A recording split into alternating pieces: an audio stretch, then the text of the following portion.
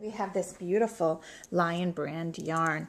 And the cool thing about this is that you'll see once we finish, I'll show you on this side, the technique actually is a garter stitch.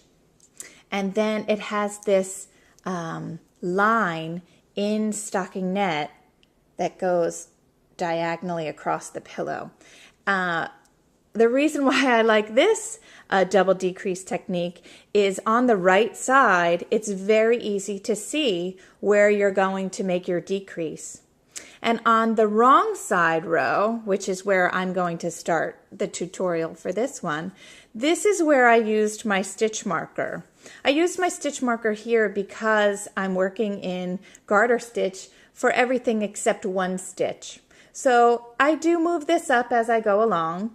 There is a double decrease here, so as I'm working and I'm knitting across this row, my fingers do tell me that, you know, something's kind of not right with this stitch. It's a little thicker, and the marker really just gives me a little bit of peace of mind. So here I'm showing you on the wrong side of the fabric. I'm going to knit across until I get to this stitch. And let me tell you, when you're knitting across, you do feel the difference. There is a little bit of space here. So if you don't have a marker and you are counting on either sides, you really will be able to tell where you're making a different stitch. So once we get to this stitch, we're going to yarn forward and we're going to simply purl the stitch. So we purl the stitch on the wrong side and we're going to knit across to the end. I did actually really love this pillow.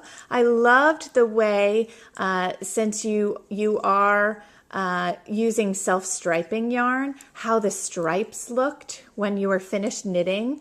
I loved this one. And this yarn from Lion brand, which is called Amazing, it really is amazing. It's very, very soft. It's easy on your hands. So now we're finished knitting on that row, and we're going to knit on the right side row across to where we get to the decrease. And we're going, since we're doing a double decrease and we have a center stitch, we're going to knit until we're one stitch before the center stitch. And since that center stitch is in stocking net, it's so easy to see. So you really don't need to have a stitch marker on the front of the work. It's also very, very easy to tell which is the front and the back of your work.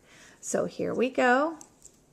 We're coming over to one stitch before the center stitch. And once again, the center stitch is in stocking net. So what we're going to do here is we're going to slip these stitches together as if to knit, knit the next stitch, and pass those two slip stitches over the knit stitch.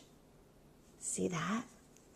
And then we knit across the row and look at our results and are absolutely amazed with this beautiful yarn Amazing from Lion brand yarn. Isn't that pretty? I just think that's so cool.